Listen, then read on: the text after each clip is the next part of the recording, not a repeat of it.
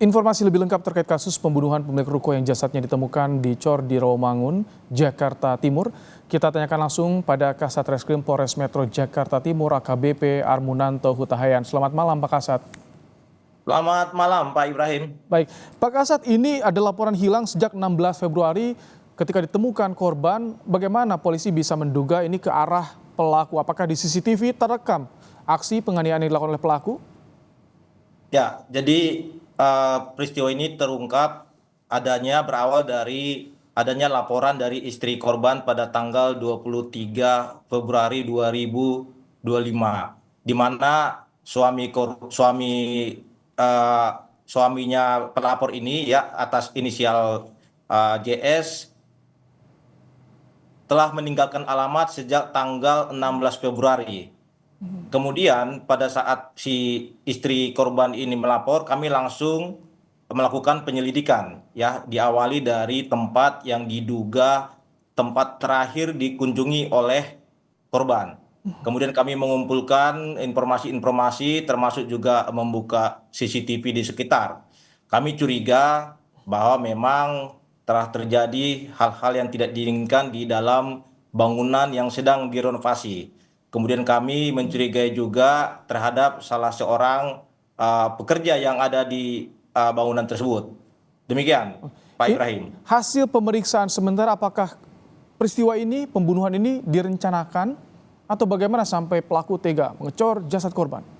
Ya, jadi berdasarkan penyidikan kami memang pelaku ini sakit hati karena dimarahi dan ditampar oleh korban ketika korban ini mengajak tersangka untuk melapor ke kantor polisi atas adanya barang-barang atau peralatan tukang yang hilang dari lokasi.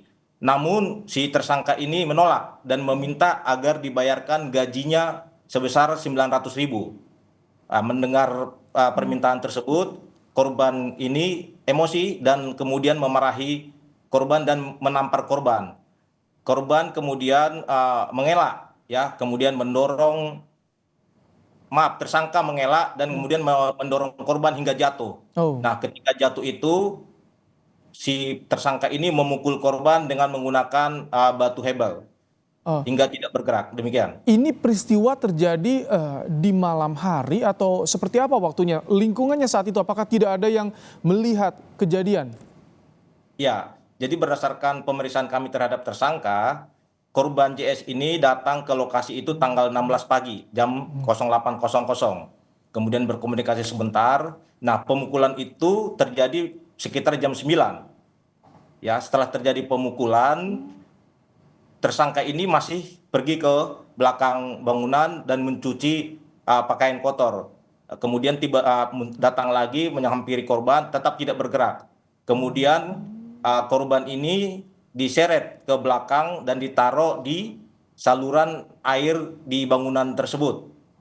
Nah, 2 hari kemudian karena sudah jasad korban dikerumuni lalar, lalu muncul inisiatif dari tersangka untuk menutupi korban dengan menggunakan pasir yang kemudian ditutup dengan adukan semen, dicor, lalu ditutup dengan batu-batu hebel.